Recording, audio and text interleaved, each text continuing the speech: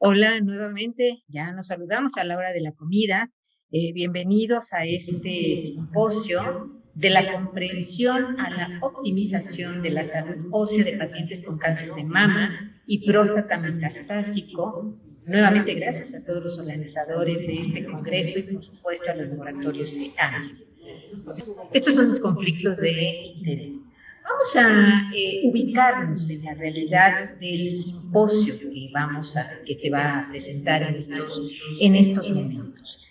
Tan solo vamos a recordar la epidemiología aquí en México y si vemos como cáncer de mama, 15.3% como incidencia, y cáncer de próstata 13.7%. Es decir, estamos hablando que con solamente 2 tumores se está ocupando casi el 30% de la incidencia aquí en nuestro país.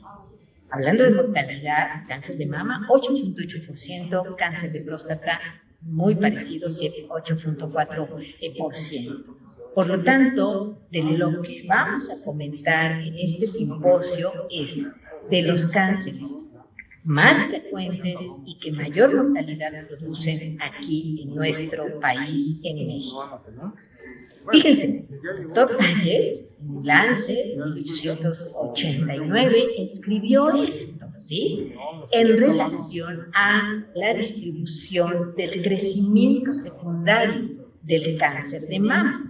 Y en este párrafo que él dice que cuando la semilla es de célula maligna, puede ir pues, por diferentes o en todas las direcciones. Sin embargo, esta semillita solamente va a crecer, va a vivir cuando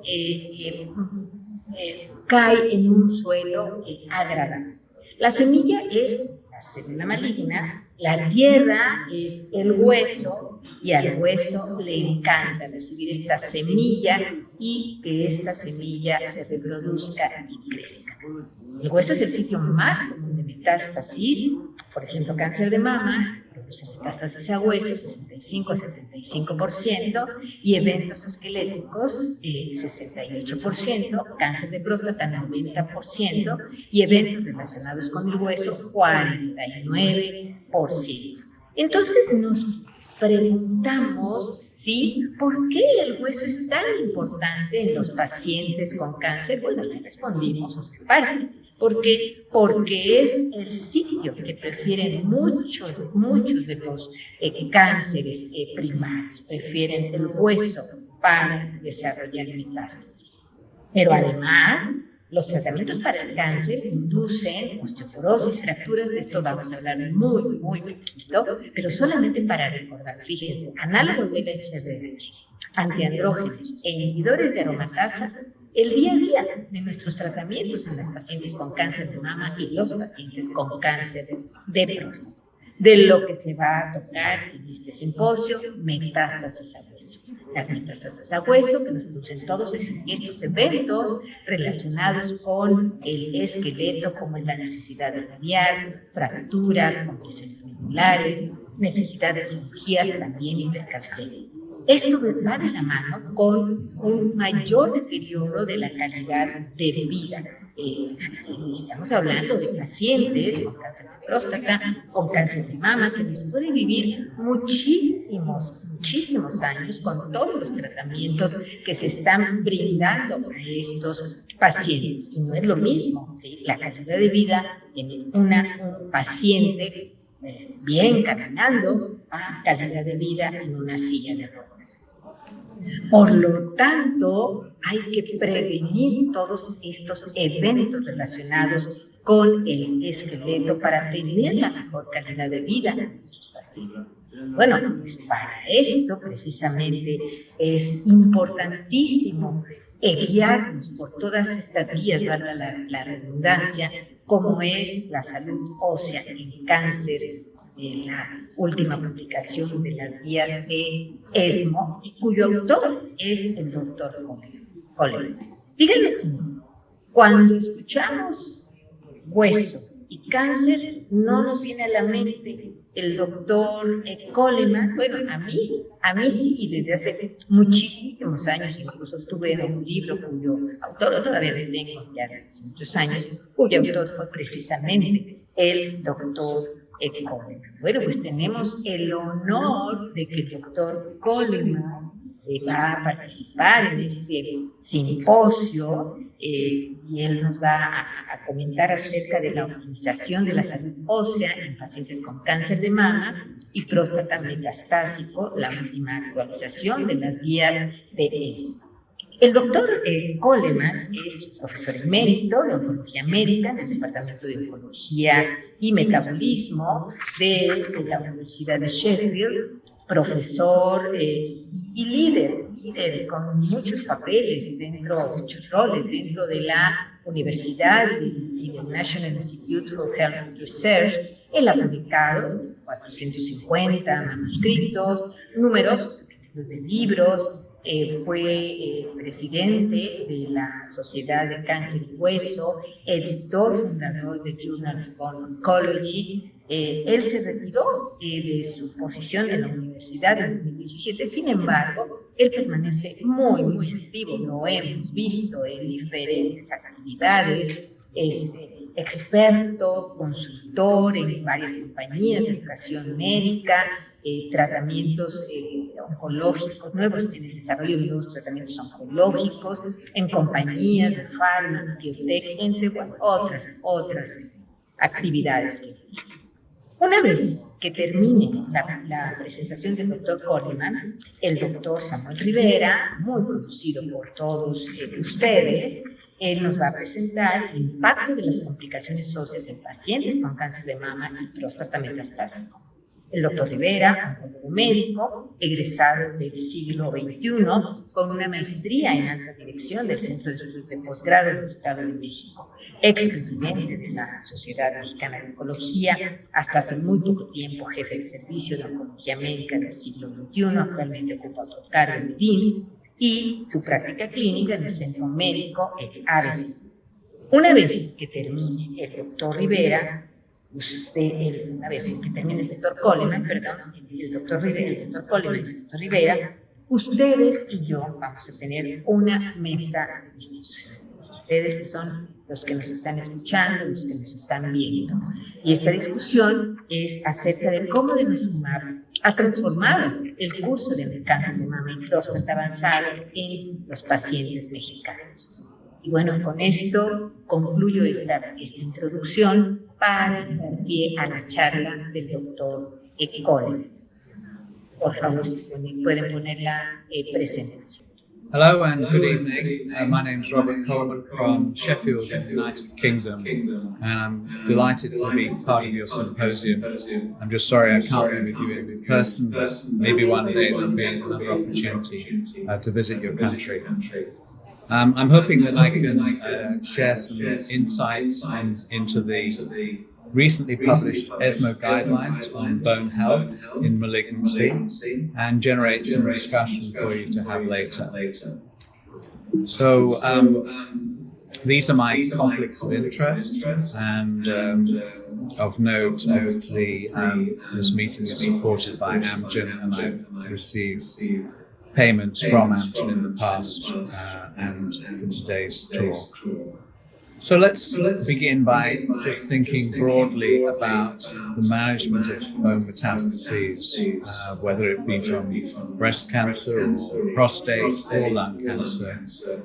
Just to think a little bit about the treatment approaches that we use and the importance of paying attention to the structural integrity of the skeleton in a patient with bone metastases.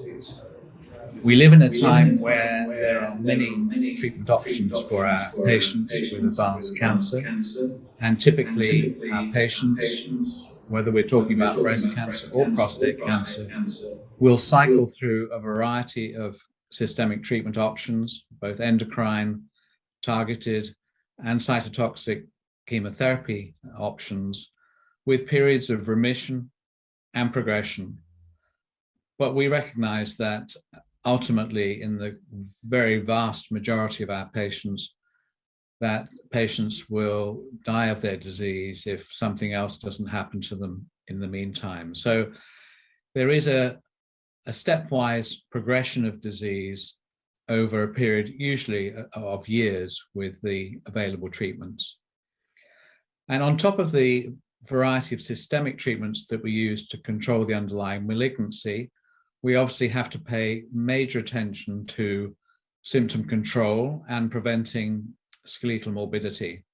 So that obviously includes good palliative pain medicines, but also it may include the use of local treatments like radiation therapy to bone or orthopedic surgery to bone to preserve the bone structure and to help relieve pain. And as we'll be talking later, this is where the bone target agents come in as an adjunct, as an add-on to the underlying systemic therapy to preserve bone strength and to try and minimize the structural consequences of the disease and the morbidity caused by bone metastases, including pain and fractures. So when we think about prevention of skeletal morbidity, what we're talking about is fracture, it's pain that requires radiotherapy, it's the need for surgery, it's spinal cord compression, and in addition, hypercalcemia of malignancy, which most frequently accompanies bone involvement. Now, I'm sure many of you were not practicing back in the 1990s when I was, before bone target agents were introduced. But in those days, skeletal morbidity, whether we're talking about breast or prostate cancer, was extremely common, and most hospitals with oncology patients would have a large proportion of their inpatients being due to complications of bone involvement. And these data shown here are from the era before bone targeted therapy. They're actually from the placebo arms of trials that brought in either permethrinate or zoledronic acid. And they show that around one half to 2/3 of patients develop skeletal complications, and the number of events that patients experience without bone targeted therapy is somewhere between 1.5 and nearly 4. And so typically, if you're not giving bone targeted therapy, patients stagger from one complication to another, even with a background of systemic therapy for the underlying malignancy.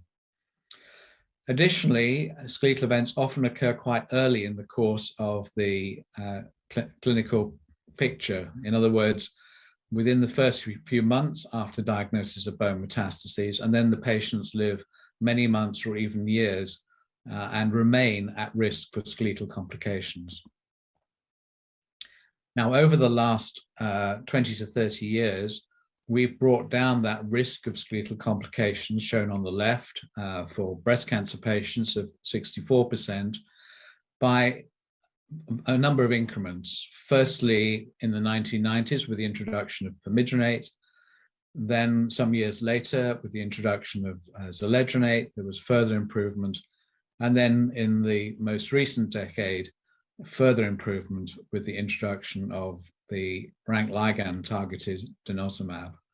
And so we brought skeletal morbidity rates down from more than 3 events in breast cancer per year to less than 1 event per year. And most of those events that now occur are relatively minor. They are pain requiring radiation treatment rather than complications like spinal cord compression. Now, when we're talking about denosumab, it's important to appreciate that there are 2 formulations of denosumab. Firstly, denosumab is a fully human monoclonal antibody that binds specifically to human rank ligand with great affinity. And there are 2 formulations in the marketplace. The one known as Prolia is the lower dose, 60 milligram, given subcutaneously every 6 months to prevent bone loss or to treat osteoporosis from whatever cause. So this, of course, is relevant in early cancer where patients are being treated to prevent fragility fractures from their underlying endocrine treatment. But when we're thinking about metastatic disease, we use the other formulation of denosumab, trade name Xgeva, which, as you can see, is double the dose, 120 milligrams, still by subcutaneous injection, but given every 4 weeks. And this dosing schedule is necessary to fully suppress bone turnover in the presence of bone metastases. You may recall the trials that led to the approval of denosumab. I'll just briefly remind you of those 3 pivotal trials, large randomized placebo-controlled double dummy studies, 1 in breast cancer, 1 in prostate cancer, and a 3rd in other solid tumors, mainly lung cancer patients, but with other diseases as well, including multiple myeloma, where patients were randomized on top of their systemic treatments to receive either denosumab or zoledronic acid with appropriate placebo masking.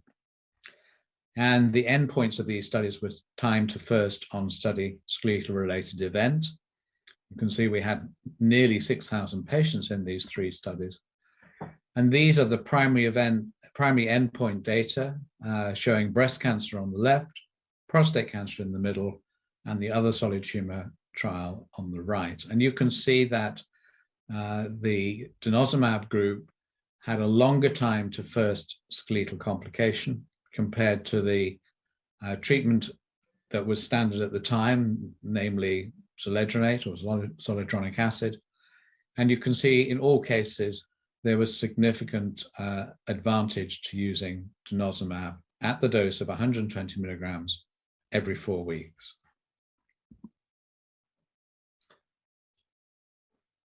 Now, I think the data showing the efficacy of bone target agents is very clear. Where I think there is room for debate and uncertainty is about when do you start treatment and how long do you give treatment for, and what, if any, are the indications to stop treatment. And we'll come to that and how the ESMO guidelines approach this, but this is real-world data from a center in Holland, in Europe, which I think exemplifies the right way to use these agents. So this was a population of nearly 800 patients with, in this case, breast cancer. And you can see that the median time to starting therapy after diagnosis of bone metastasis was just 22 days. In other words, treatment was initiated pretty much as soon as a diagnosis of bone metastasis had been made. And you can see on the right-hand side that the time from discontinuing therapy to death was a median of 47 days, so around 6 or 7 weeks. In other words, treatment was continued right throughout the clinical course with sequential systemic therapy approaches until the very end of time for these patients. And that's a model of use that we, within the ESMO guideline group, would recommend. Now, there are issues around scheduling of these agents. So bisphosphonates, as you know, are typically given every 4 weeks by intravenous infusion. But we now have data to show that it's possible to extend the interval between zoledronate infusions to every 12 weeks based on a number of studies, but this is the largest trial addressing this question, which showed in 1,800 patients with either breast cancer, prostate cancer, or multiple myeloma, that the 2 schedules were broadly equivalent in terms of the numbers of patients who experienced skeletal events, and also in the types of skeletal events that you can see in the bottom right-hand part of the slide, with just a slight imbalance in terms of orthopedic surgery, whether that's a true finding or just a chance finding, I think is difficult to say. But broadly speaking, 12 weekly zoledronate is equivalent to 4 weekly. Now, what about denosumab? Can we safely de-escalate denosumab? And the answer is we don't know. And it cannot be currently recommended to deviate significantly from the 4 weekly schedule. Although I accept that in my own practice and in many others, if patients are on 3 weekly chemotherapy, then there is a tendency to give denosumab every other chemotherapy treatment, in other words, every 6 weeks. There are ongoing studies looking at 12-weekly denosumab versus 4-weekly. One small study has reported from Dr. Clemens and colleagues in Canada, suggesting that the two schedules were broadly similar, but there were only 150 odd patients in that study, and so it's underpowered to really tell us that cutting back is appropriate. What we're really waiting for is a study run by the Swiss group known as SAC in the REDUCE study, and that trial has, I believe, completed recruitment and should report very soon. But until it does, unlike with bisphosphonates, we do not recommend de-escalating denosumab. Which patients get skeletal events? Well, all patients are at risk of skeletal events, but there are certain risk factors for events, and there are risk factors even on bisphosphonates. So patients with poor performance status, those who've already had a skeletal event, those with high levels of bone alkaline phosphatase or high levels of the resorption marker urinary NTX remain at higher levels, higher risk for subsequent skeletal events. And so in some centers, clinicians start with an agent like zoledronate, and if the patient has poor risk factors, transition to denosumab. I'm not saying that's what should be done. I think it's absolutely appropriate in many situations to initiate denosumab, but if you're already using a patient, treating a patient with a bisphosphonate, and you have any of those risk factors for skeletal event, then that would certainly be a potential reason for switching to the more potent denosumab. Now, some people often say to me, is bone-targeted therapy still relevant because we now have so much better treatment for the underlying cancer than perhaps we had at the time that the bone-targeted agents were developed and brought onto the market? So in breast cancer, for example, we've got the CDK4/6 inhibitors, which weren't available when denosumab was developed. We've got more HER2-targeted treatments. And when we're talking about prostate cancer, we've got a range of new approaches that improve the underlying control of the disease. But what we know, and it goes back to that very first slide I showed of the sequencing of different treatments, is that patients remain at risk of skeletal complications throughout the course of the disease. This graph you can see is from a relatively recent trial that compared two different bisphosphonates, and you can see that the cumulative incidence of skeletal events is broadly linear throughout the course of the disease. So patients remain at risk for skeletal events, particularly at the time when the disease is progressing again. Now, we've had some new bone-targeted agents come into the marketplace, at least in some parts of the world. I'm not sure whether radium is available in your own country, but this is an alpha-emitting radiopharmaceutical injected intravenously every 4 weeks. And because it's an alpha emitter that binds to the bone surface, it treats the bone surface with high energy alpha radiation particles, but has very little effect on the bone marrow. In other words, the alpha particles only penetrate 1 or 2 cell diameters, and so give very localized irradiation to the bone surface, with radium being taken up preferentially at sites of calcium deposition, in other words, sites of osteoblast activity.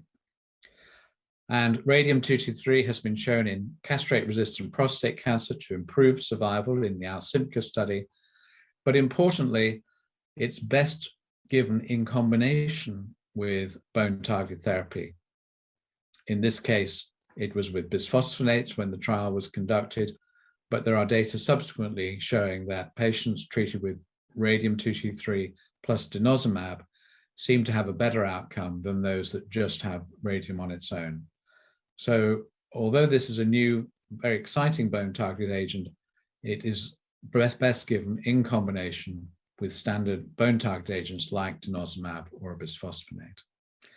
Now, when we come to the bone health guidelines, these are the authors. It's a football team, essentially, of authors with people representing different disciplines involved in the management of bone disease and cancer, predominantly European because they're ESMO guidelines, but including representation from North America in terms of Kathy Van Posnack, who was very involved in the ASCO guidelines, and also Ed Chow, who's a radiation oncology expert from Toronto. These guidelines supersede those published in 2014, and the way they differ is that there is wider expertise on the writing group.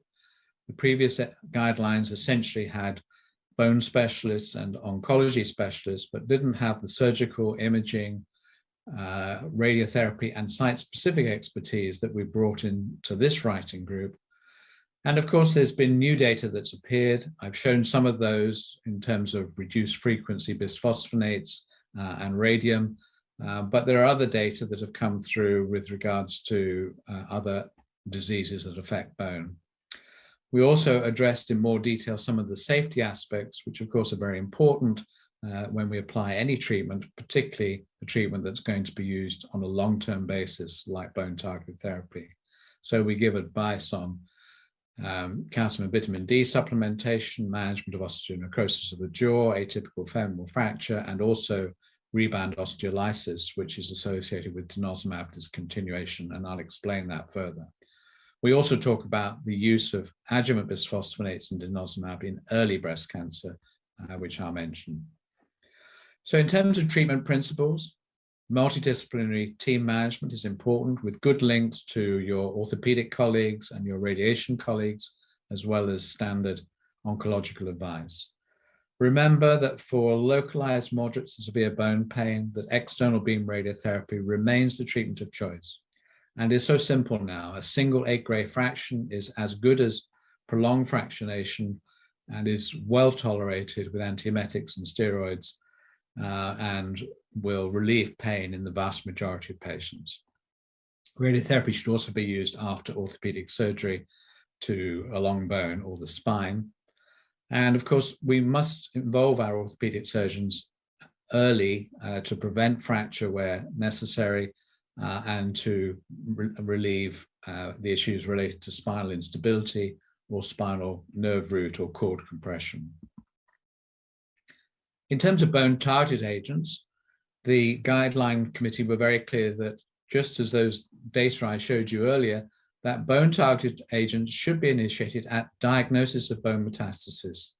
The exception is endocrine sensitive metastatic prostate cancer, where the cancer treatment is so good that one doesn't need to give monthly therapy in that setting, although there may be a role for giving treatment to prevent bone loss because of the underlying androgen deprivation therapy. Patients should start treatment whether they're symptomatic or not, and therapy should be considered as long-term support throughout the course of the disease. And indeed, discontinuation after some arbitrary duration, 12 months, 2 years, whatever, is not recommended except for 1 or 2 specifics: patients with oligometastatic disease, where radical treatment has been given and they're likely to have a very prolonged period of remission, and also patients with multiple myeloma in complete remission because of the prolonged remissions now seen in that disease with modern therapy. If you're using zoledronate, you can de-escalate the agent to every 12 weeks. If you're using denosumab, then, as I said earlier, stick to 4 weekly and don't extend intervals, certainly beyond 6 weekly. There are some specific issues related to the use of bone targeted agents by disease. So in many parts of the world for breast cancer, we have oral alternatives such as ibandronate or clodronate, but they are a little less effective. But some patients will choose them rather than treatment given by injection. I mentioned that for prostate cancer in endocrine sensitive disease, the issue is around treatment-induced bone loss rather than giving bone targeted agent to prevent morbidity associated with the underlying cancer. I've mentioned radium. and how that should be, if used, combined with bone target agents. And if you're treating other solid tumors, of course, there will be some patients with very poor life expectancy, very extensive visceral disease where perhaps bone target agents are not a priority. And all that information is brought together into an algorithm, which is shown here. So if the patient has metastatic bone disease, are there multiple lesions? If so, get on with the bone targeted therapy using either denosumab or zoledronate and continue that therapy, perhaps transitioning to 3-monthly zoledronate if the patient is in remission. For those few patients with oligometastatic disease, we would probably recommend 3-monthly zoledronate and discontinuing treatment after 2 years, but then resume if and when they go on to develop multiple bone metastases. And then that, of course, would mean going on to either denosumab or resuming zoledronate. In terms of side effects, osteonecrosis of the jaw is an issue, particularly in patients with poor dental hygiene. And so it's important that you look in the mouth and are confident that any serious dental issues have been dealt with before starting therapy. In the photograph, you can see a picture of a patient with osteonecrosis of the jaw. This is exposed bone, may be associated with pain, may be associated with discharge into the mouth or onto the chin. And in terms of frequency, it's about 1% per year on treatment, whether you use zoledronate or denosumab. These are data from the large comparative trials of zoledronate and denosumab, nearly 6,000 patients. So the best data we've got, where ONJ was looked for very diligently by the clinicians.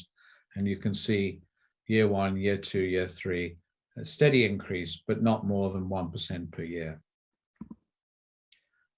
And the important thing is prevention.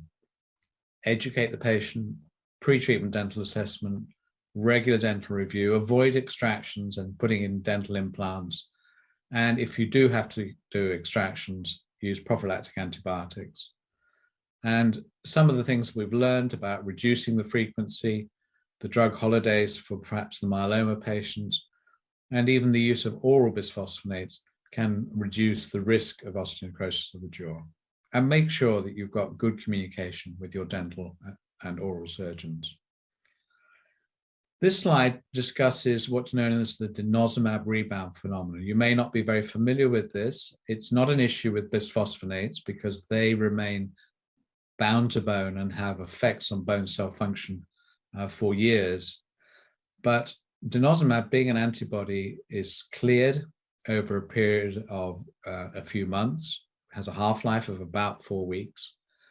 And when the treatment wears off, there is a rapid rebound in osteoclast activity, which actually leads to an increase above baseline in bone resorption.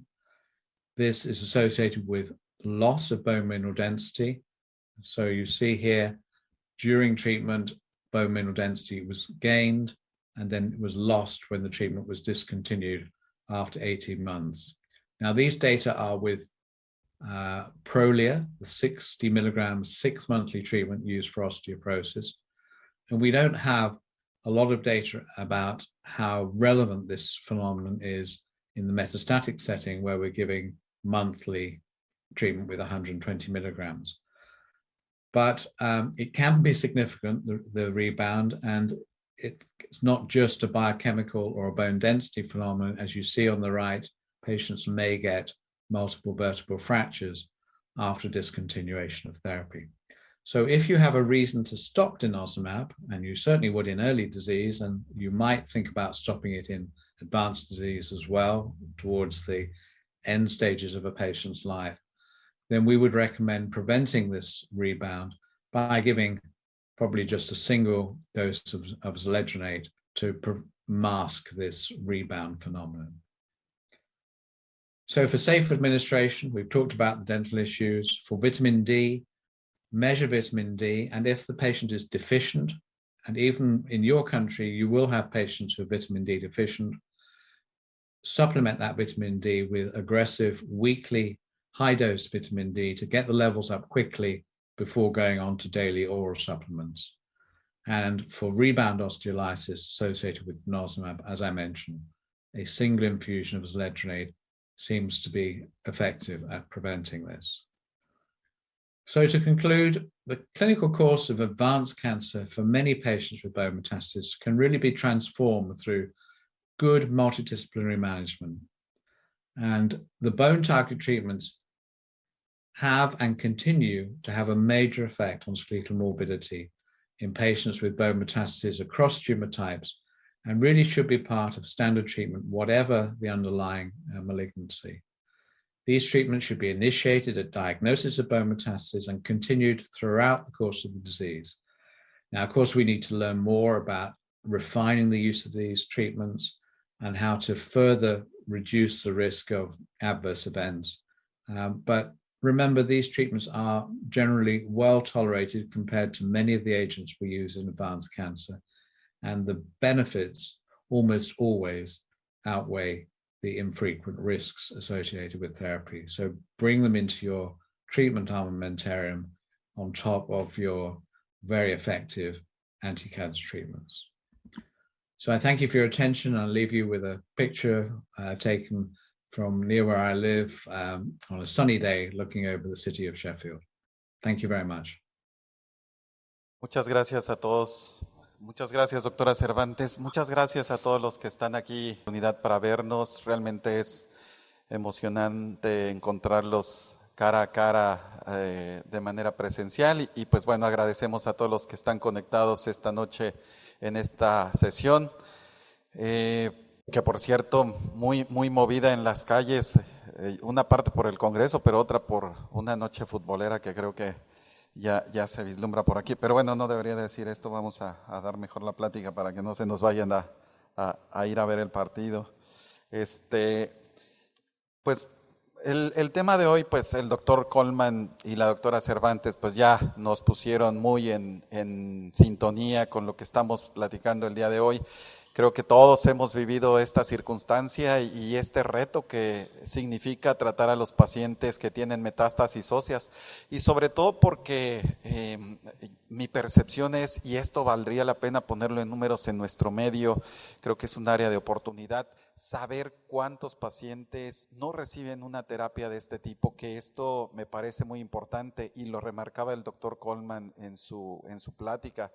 Me da la impresión que muchos de nuestros pacientes no tienen este abordaje de prevención de los eventos esqueléticos relacionados, y pues creo que es un punto muy relevante porque al final, siendo el énfasis de optimizar los costos, pues esto se incrementa mucho cuando un paciente no tiene un abordaje adecuado, dadas las complicaciones que ya nos ha comentado el doctor Coleman. Nosotros vamos, bueno, en mi caso nada más vamos a remarcar algunos puntos relevantes y a lo mejor contrastarlos un poco con la práctica que tenemos nosotros.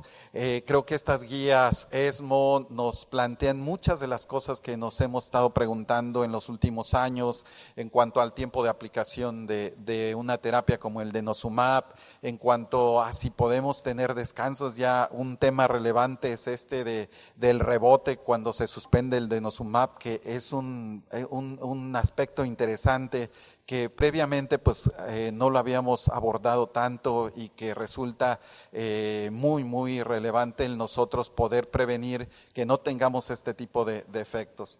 Entonces, pues agradezco la invitación también al comité organizador y pues bueno, a nuestra querida Sociedad Mexicana de Oncología y bueno, el día de hoy a AMGEN por el darnos la oportunidad de estar aquí. Bueno, estos son mis conflictos de interés. Ya lo comentaba la doctora Cervantes en cuanto a la incidencia de del cáncer de próstata y mama específicamente, que es el enfoque del día de hoy.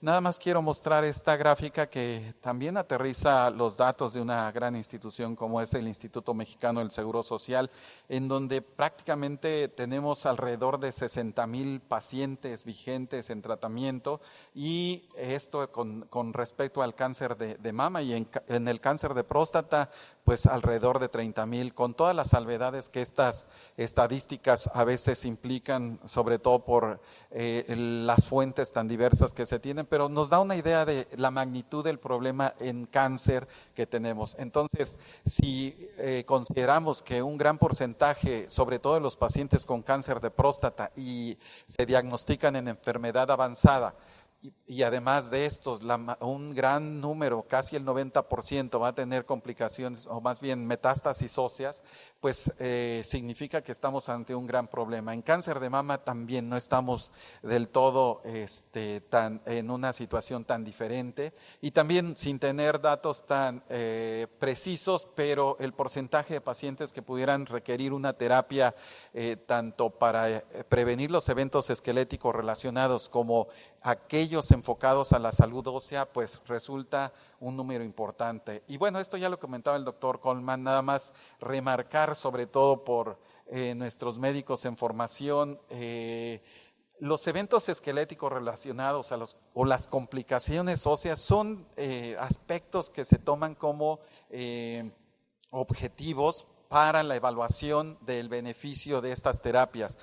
Por ahí también se menciona la hipercalcemia maligna, el dolor óseo. Sin embargo, los ensayos clínicos que están vigentes en cuanto a la información que nos brindan, pues estas son las complicaciones que toman en consideración: la radiación al hueso, que es la complicación más frecuente, o el evento esquelético relacionado más frecuente, la fractura patológica. El primero, la radiación al hueso con casi el 30%, la fractura patológica el 22%, la compresión de médula espinal 7% y la cirugía al hueso de un 3%.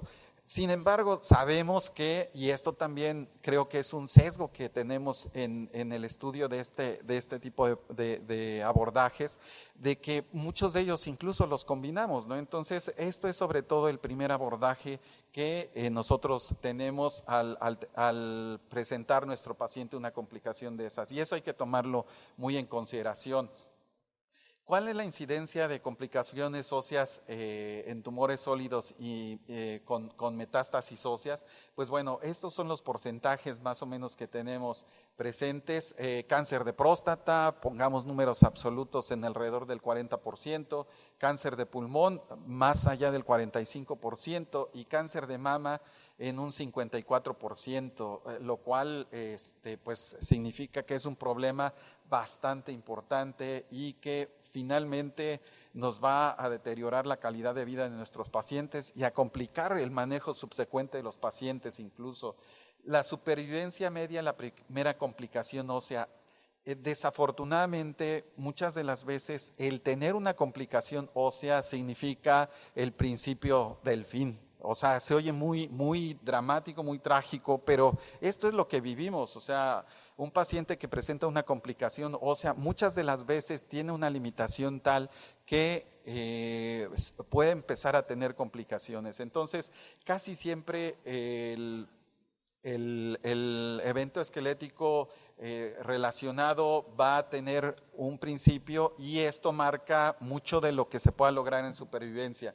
Tenemos, por ejemplo, en cáncer de próstata, una supervivencia libre al primer evento esquelético relacionado de alrededor de 10.7 meses, y esto marca también esa pauta. Vemos que en mama esto se prolonga un tanto más, puede ser que la complicación la tengamos más tempranamente, pero la supervivencia puede ser un tanto mayor, y no se diga en las otras neoplasias en donde prácticamente la supervivencia se acorta mucho, y esto va en relación también a lo que podemos lograr con las terapias dirigidas a la neoplasia específica, no solamente en cuanto al uso de una terapia para retardar los eventos esqueléticos relacionados.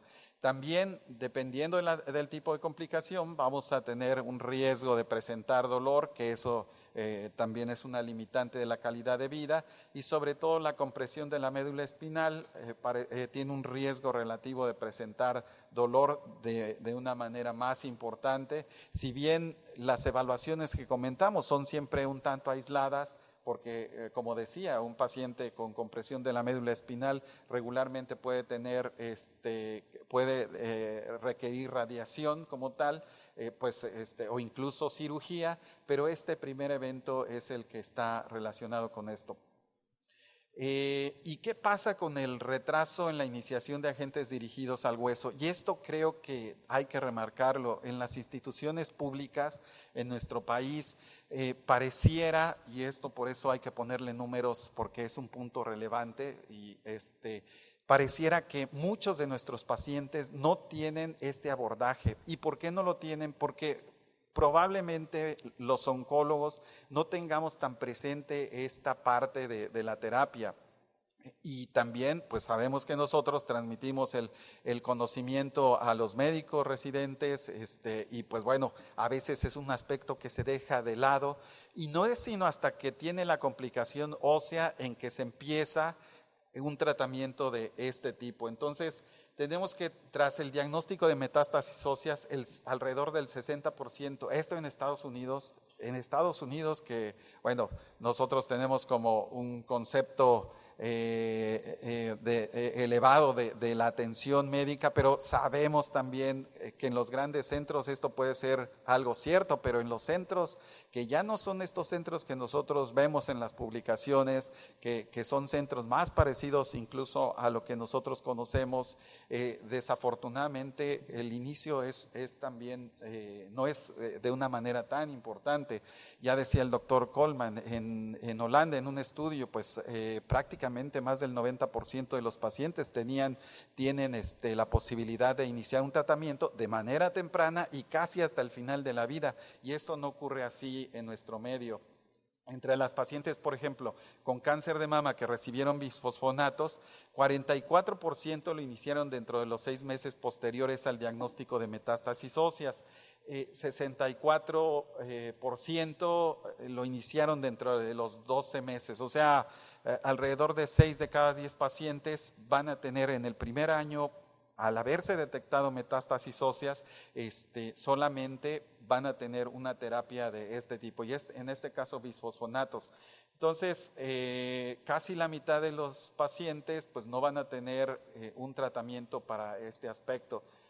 ¿Y qué pasa? ¿Por qué no se inicia el tratamiento? ¿Cuáles son los argumentos que se encuentran? Pues bueno, son muy variados. Por ejemplo, puede ser que los pacientes tengan una corta expectativa de vida, así que su supervivencia, ya veamos un paciente, por ejemplo, postrado, que probablemente al iniciar un tratamiento de estos no le vaya a dar un beneficio real, porque el paciente pues ya prácticamente está postrado, inmóvil, con un estado funcional muy limitado, y probablemente ese aspecto, si no tomamos en consideración otro tipo de complicaciones como la hipercalcemia, etcétera, puede ser algo que justifique el no dar el tratamiento. Sin embargo, sí se tiene que evaluar de manera muy juiciosa. También, siempre que hablamos del uso de bisfosfonatos y de denosumab, pues uno de los aspectos que también nos viene a la mente es la posibilidad de deteriorar la función renal, y sobre todo en esos pacientes que también tienen funciones renales limítrofes, en donde pudiera ser que habría que tomar con cautela, si bien sabemos que en la actualidad tenemos un tanto más de elementos como para sí usar estos fármacos en pacientes con cierto deterioro de la función renal, tomando ciertas precauciones, ¿no? Y sobre todo hablando específicamente de denosumab. ¿Qué hay en cuanto a la curva de supervivencia en un paciente que tiene metástasis óseas, pero además una complicación ósea?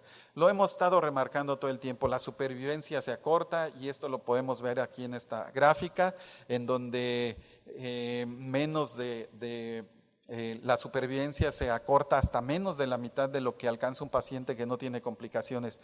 Esto nos habla de la necesidad de prevenir esas complicaciones porque esto sí va a impactar en la supervivencia. Se ha mencionado mucho que, por ejemplo, el denosumab y los bisfosfonatos no mejoran la supervivencia global como tal por usarlos como tal, pero cuando tenemos una complicación ósea, ahí tenemos un viraje en esta información. ¿Por qué? Porque sí hay una diferencia en la supervivencia cuando prevenimos estas complicaciones en pacientes en donde ya se presenta esa posibilidad.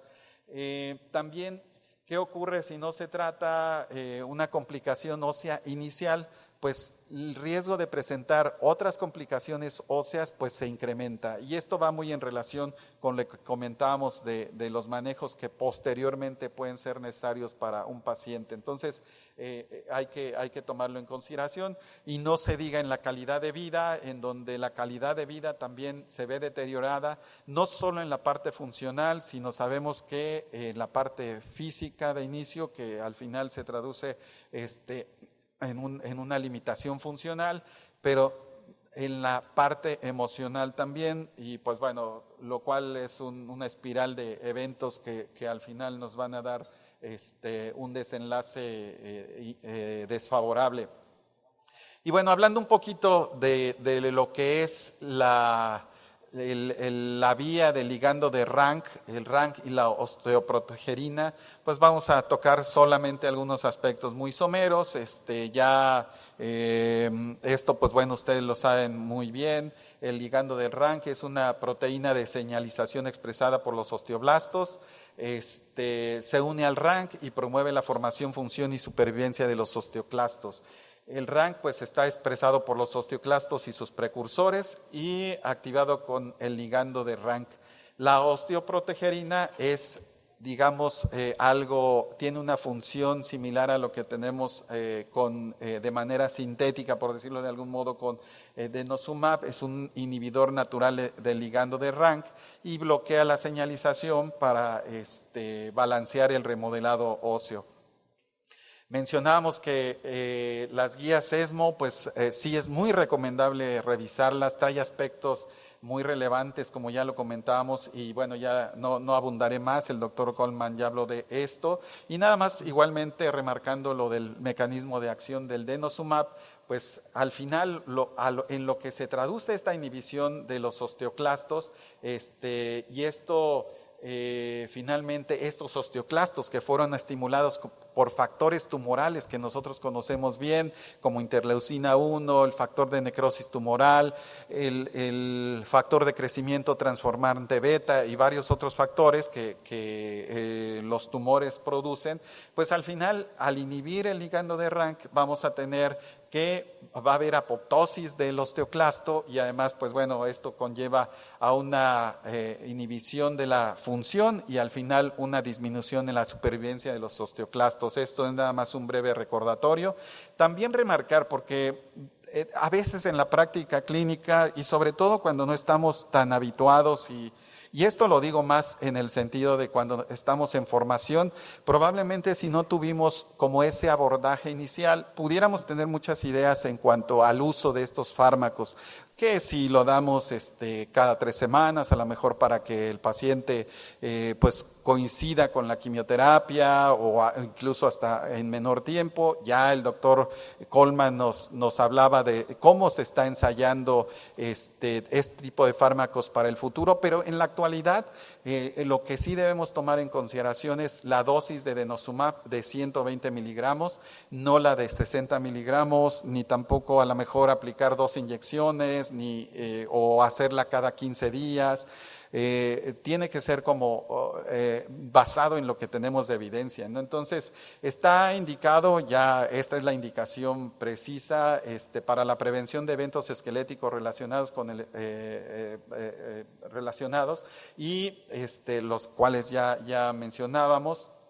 Y en neoplasias malignas, que específicamente cáncer de mama y próstata, pero como vimos también otras neoplasias se benefician del uso de esta terapia. Y esto también nada más retomando un poco lo del doctor Coleman para reforzar, que necesito reforzar, pero recordar esta parte que él ya comentaba en cuanto al estudio de Lipton, en donde se ve el beneficio de estas, en estas indicaciones que comentaba, con una reducción del riesgo de complicaciones óseas de alrededor del 18%, ¿no? Un poquito menos en los tumores que no son mama ni próstata, pero todos estos tumores con beneficio.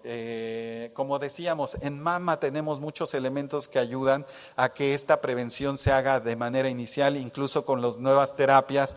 Ya se mencionaban los inhibidores de CDK4/6, que tienen una actividad impresionante. Entonces, muchas de estas terapias pues van a evitar que a lo mejor tengamos necesidad, si bien también ya se ha comentado, sí es necesario proteger al hueso para evitar fracturas, pero más en el sentido de osteoporosis más que en relación a la neoplasia. Y esto también lo podemos ver en el cáncer de próstata sensible a la castración, en donde el uso de la terapia hormonal sabemos que va a tener un impacto importante para prevenir los eventos esqueléticos, no así en la salud ósea, en donde se incrementa la posibilidad de fracturas, pero relacionadas a la osteoporosis. Y bueno, esto también, el tiempo al primer evento esquelético relacionado, reducción del riesgo del 17%, y también un segundo evento se disminuye el riesgo en alrededor de un 18%. Entonces, casi podríamos decir que el número mágico, como para tenerlo en mente, es del 18% de reducción de riesgo de complicaciones óseas, lo cual pues se traduce en todo lo que ya hemos comentado. Y pues bueno, nuevamente agradeciendo su atención y que estén hasta estas horas aquí, cuando ya la diversión llama allá afuera, agradeciendo su atención. Y nuevamente remarcando este gusto de estar de manera presencial con todos ustedes, amigos, compañeros. Pues bueno, después de este evento, de este viaje tan difícil, pues es un honor y un gusto. Entonces, las complicaciones óseas impactan en la calidad de vida y los resultados de los pacientes con cáncer y metástasis óseas. El denosumab igualmente demostró ser superior en la prevención de las complicaciones óseas versus el ácido zoledrónico, mayor tiempo de retardo en las complicaciones óseas y también retardo en la aparición de una segunda complicación ósea. Al final se reducen las complicaciones óseas totales. El perfil de seguridad de denosumab, creo que todos tenemos experiencia en el uso, sabemos que es un fármaco que al principio teníamos como ciertos resquemores ahí de usarlo. En la actualidad creo que ya nadie tiene esa situación, una aplicación igual cómoda en relación a ácido zoledrónico, si bien también las pautas para el uso de ácido zoledrónico pues bueno han ido cambiando, y la hipocalcemia es un evento que hay que estar vigilando, hay que, ya lo decía también el doctor Coleman, y todos nosotros lo tenemos presente, que hay que suplementar a los pacientes de manera proactiva, ¿sí? Con calcio y vitamina D. Y pues bueno, el denosumab justo está indicado en nuestro medio para pacientes, sobre todo, no es la única indicación, quiero aclarar, pero mucho el enfoque es de estos pacientes que pueden tenerlo, o sea, sobre todo porque no tiene complicaciones en la función renal y también no se requiere ajuste de dosis. Y pues bueno, nuevamente remarcar que es la dosis estándar de denosumab con todas las consideraciones que seguramente todos tenemos en mente, pero la dosis estándar es de 120 miligramos mensuales y creo que hasta ahora es la pauta adecuada para usarlo. Y pues muchas gracias y pues doctora Cervantes, gracias también allí a distancia y pues bueno, si hay alguna pregunta, pues aquí estamos. Muchas gracias a todos. Me limito de gran manera para este tipo de presentaciones, pero saben que mi corazón está ahí con ustedes, mi espíritu está ahí con ustedes en Monterrey, y claro que voy a extrañar verlos y estar en una comidita, en una cenita, y ahí comiendo un delicioso cabrito, un rico chicharrón de carne, en fin, pero bueno, y por qué no, también una cervecita. En fin, bueno, pues vamos a iniciar con nuestra sesión de preguntas en esta mesa de discusión. Hasta este momento no veo ninguna pregunta en el correo. Bueno, yo quisiera hacerle una pregunta al doctor Rivera con un breve comentario, que es indudable que denosumab es una opción muy eficaz en la prevención de los eventos relacionados con el esqueleto. El estudio pivotal ampliamente comentado, donde se compara ácido zoledrónico contra denosumab. Denosumab fue superior tanto en el tiempo del primero, subsecuentes eventos relacionados con el esqueleto, tanto en mama como en próstata y en otras neoplasias. Uno es intravenoso, el otro es subcutáneo, ¿sí? Si costaran con diferente también perfil de seguridad, vías de eliminación, si costaran igual, el mismo costo, ¿sí? 3 pesos cada uno. ¿Todavía tendría un papel ácido zoledrónico o qué papel tiene ácido zoledrónico si tuvieran el mismo costo? Doctor Rivera, por favor. Sí, creo que es una pregunta muy interesante porque justo es un aspecto que siempre en nuestro medio es algo que no debemos dejar de lado, con todo y que, bueno, perdonarán aquí los patrocinadores, pero es un aspecto que ahora que está abierto todo este tipo de terapias a la institución pública, pues resulta que sí debe tomarse en cuenta esta parte. Entonces, sin duda que si tenemos el mismo costo, no hay como algún cuestionamiento que hacer. Denosumab tiene un impacto mayor, sobre todo, incluso en cuanto al tiempo de administración, pues a lo mejor se podría hacer atractivo que apliquemos ácido zoledrónico cada 3 meses, ¿no? Pero, y al final también la comparación con denosumab en este aspecto, pues no tenemos como claro cuál sería el impacto, ¿no? Como tal. Pero en este momento, con la evidencia que hay, no dejaría de remarcar ese beneficio del retardo de eventos esqueléticos que provoca denosumab, y lo tenemos muy claro en este sentido. La otra es que la aplicación al final no es algo tan complejo.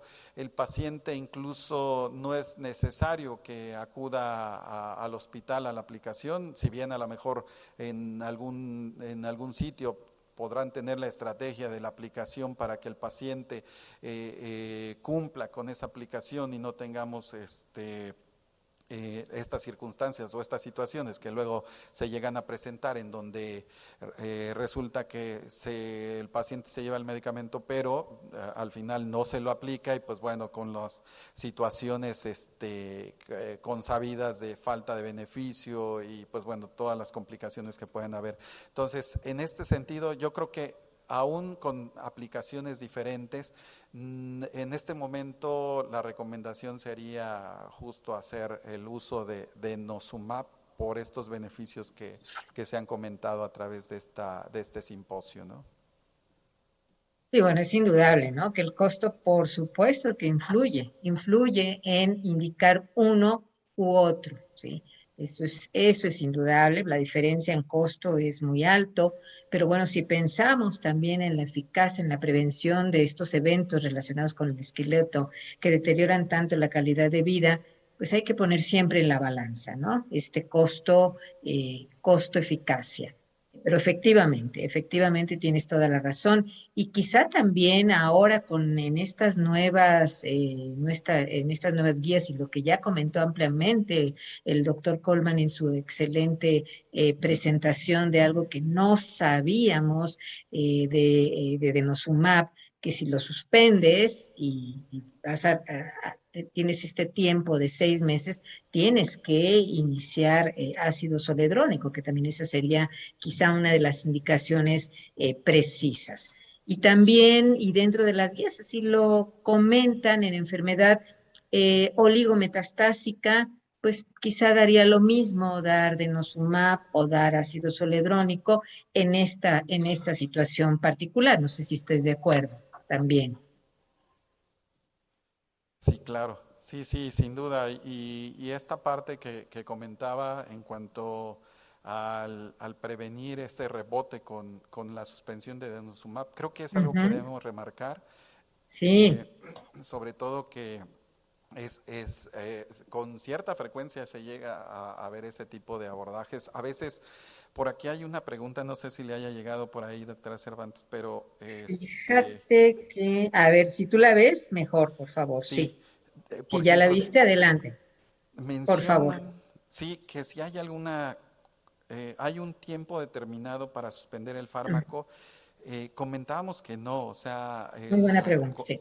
con denosumab no tenemos esa situación.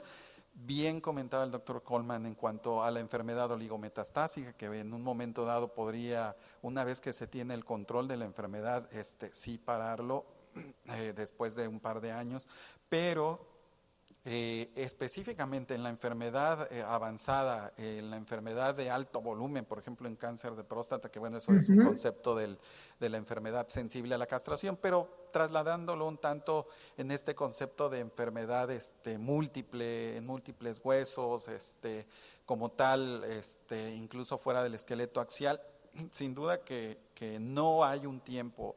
Bien también se mencionaba en la plática magistral del doctor Coleman, en países en donde tienen esa costumbre o ese hábito de empezar tempranamente la terapia con denosumab, al final los pacientes llegan a utilizarlo hasta casi ya que el paciente está en la fase final de su enfermedad. Eh, el otro aspecto también relevante es sobre todo que el perfil de seguridad, porque también hay, doctora Cervantes, hay una pregunta aquí que dice, ¿hay alguna condición Para ti es más fácil, sí. Ujú. identificada para contraindicar denosumab? Pues creo que también se ha comentado, el perfil de seguridad es bastante bueno. Eh, Esta parte de la revisión de los dientes, de ver la salud dental, creo que sí resulta bastante relevante. Sí. También esta cuestión de la vigilancia de la hipocalcemia, pero una contraindicación como tal, pues no la No, tenemos fuera de estos aspectos que hay que vigilar. No sé si usted tenga a mí alguna me, otra A consideración. mí, a mí me gustaría agregar en relación al tiempo, de hecho hay estudios, ¿no? En donde medianas hasta de 5 años con denosumab y sin realmente otras complicaciones de las esperadas con poco o mucho tiempo de denosumab. Ya lo comentaron en relación a lo de los eventos adversos, la necrosis, la osteonecrosis mandibular y la prevención de estos. En la vida real, Samuel, aquí en nuestro México, ¿sí? Ustedes en el IMSS, sí toman todas estas precauciones, sí mandan al paciente antes de iniciar a profilaxis dental, y se tardan el tiempo adecuado para platicar con el paciente en relación a todos estos eventos esperados por el uso de tanto ácido zoledrónico como de denosumab. Sí, es una buena pregunta. Es algo de lo que comentábamos en nuestro medio. Necesitamos tener como aterrizados estos números, pero efectivamente creo que uno de los problemas que tenemos, y bueno, no voy aquí a hablar de lo que todos conocemos en nuestro sector salud, y pues bueno, ahora que lo tenemos más presente con todo lo que se ha vivido en la pandemia, creo que una limitante es esta, o sea, la educación del paciente, si bien sí se aborda, pero creo que tenemos mucho que trabajar en ese sentido para tener una comunicación más amplia con nuestros pacientes. Creo que el enfatizar esta parte, decía, incluso no siempre se inicia el denosumab, sino a lo mejor, no sé, en una consulta hipotética en donde un médico que está encargado en consultorio ve un paciente, pero después este médico tiene que salir de vacaciones o venirse al SMEO, etcétera. Entonces, resulta que se queda un médico que lo sustituye y que al final probablemente no haya tenido la visión de esta parte. Son muchos factores, o sea, podríamos explorarlos, pero creo que efectivamente no siempre se hace este abordaje, desde la indicación incluso, y pues a veces menos las recomendaciones necesarias para este aspecto. Y también la limitación que pueden tener los pacientes. Muchos de los pacientes que se atienden en las instituciones buscan la atención dental fuera de la institución, o sea, esa es la realidad. Y este aspecto también Claro. habría que abordarlo, ¿no? Como parte de esa mejora que tendríamos que tener en la institución, el poder tener una referencia adecuada a un dentista, a un especialista de la boca, para que nos ayude en esto. Bien comentado el doctor Coleman, y esto creo que lo remarcamos siempre, y siempre vamos viendo más áreas de oportunidad en el sentido de el equipo multidisciplinario. Aquí ya se me viene a la mente pues que habría que tener como una vía también adecuada para que estos pacientes reciban una atención a tiempo y bien dirigida, o sea, porque a veces los pacientes también no saben a dónde acudir, no en todas las unidades hay, como decía, dentista, ni en el primer nivel. Entonces creo que es un punto que sí habría que reforzar, ¿no?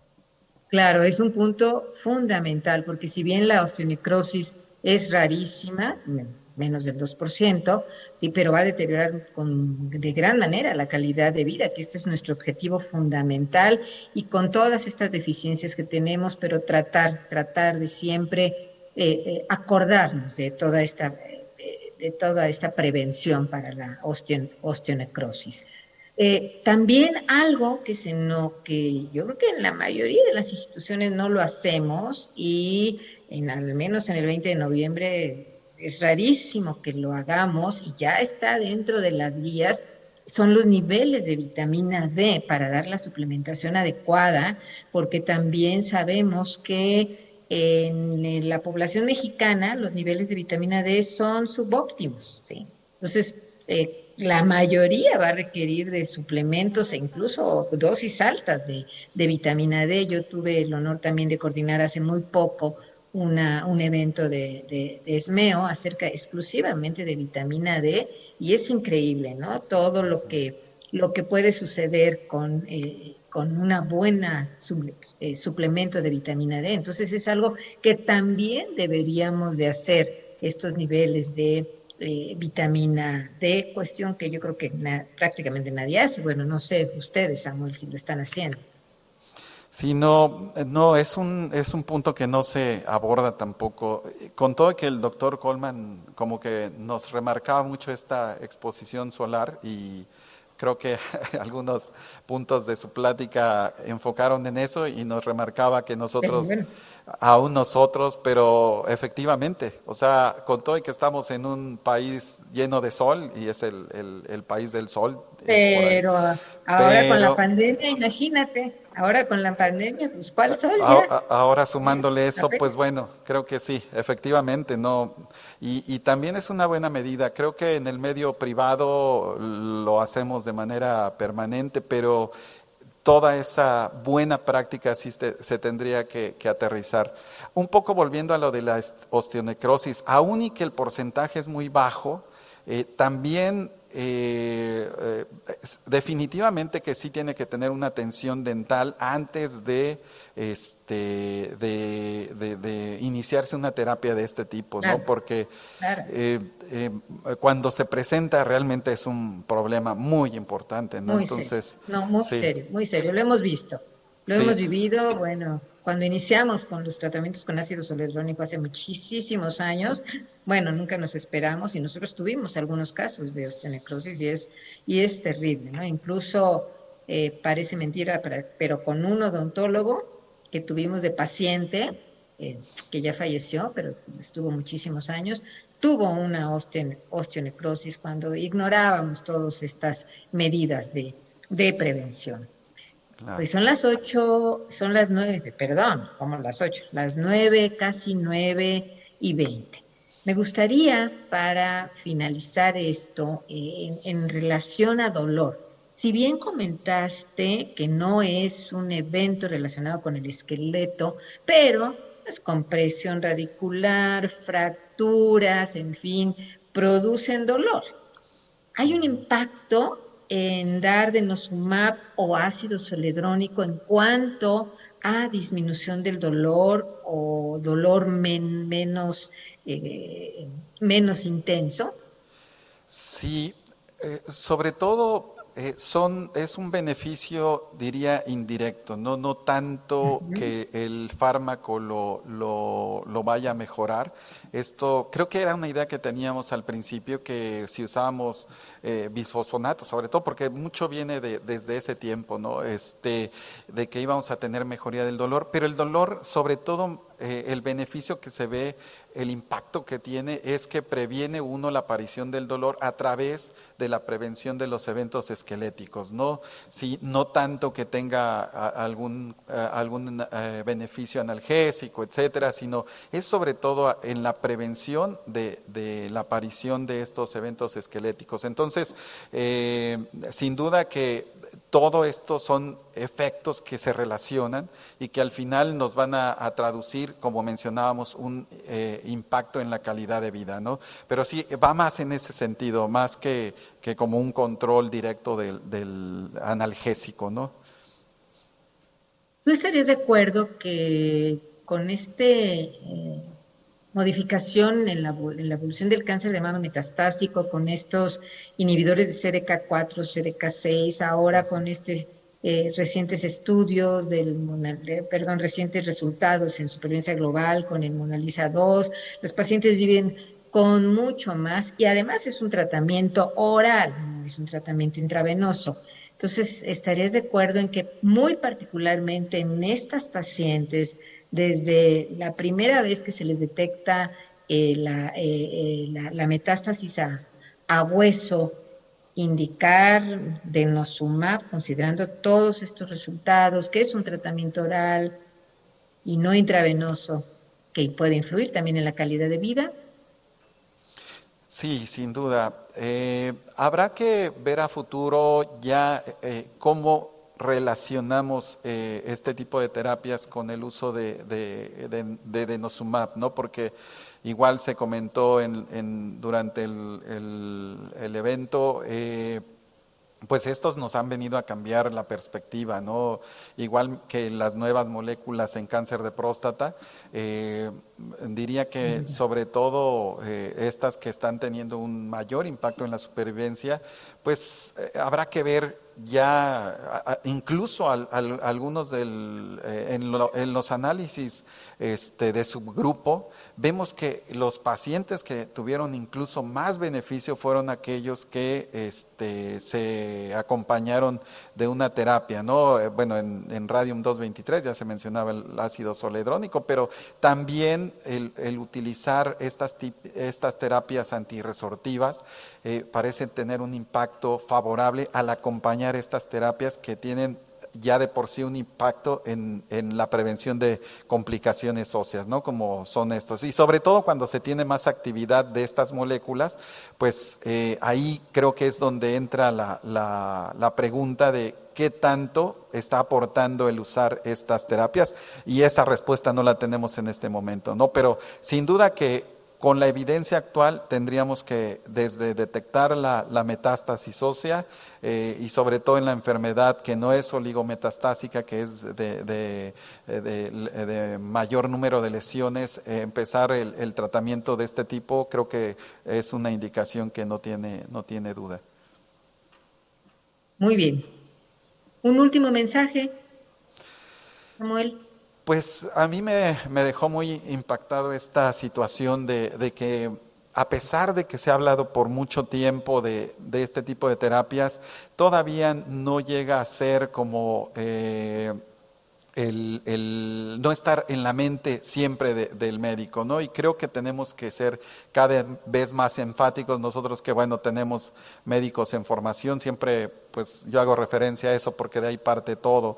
Entonces, enfatizar que debemos pensar en un paciente que tiene metástasis óseas, el iniciar una terapia de estas, porque al final el impacto va a ser importante, tanto para mejorar su evolución respecto a su enfermedad, la supervivencia y su calidad de vida, ¿no? Entonces, si bien nuevamente remarco, supervivencia no está demostrada en los estudios, pero vemos cómo todo el conjunto de elementos al final sí impactan en este aspecto y el manejo multidisciplinario, como se ha comentado, cada vez nos convencemos más de que tenemos que tener un equipo integrado, no importa que no estemos en el mismo lugar, pero sí tener la comunicación suficiente para poder referir y entre todos mejorar la evolución de nuestros pacientes, ¿no?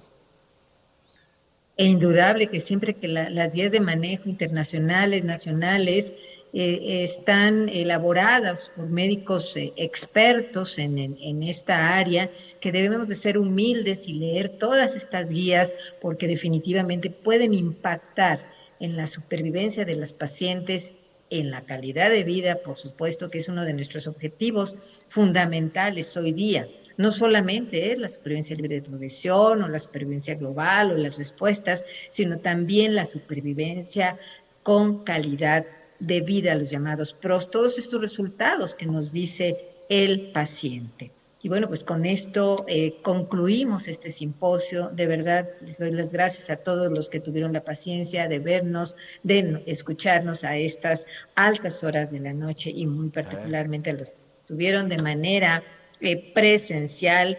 Y pues de ahí a cenar. Bueno, no, de hecho ya cenaron, ¿verdad? Ya cenaron, están en una cena. Se me hace que todavía vamos a ir a... Pero seguramente se van a ir al lobby, ¿sí?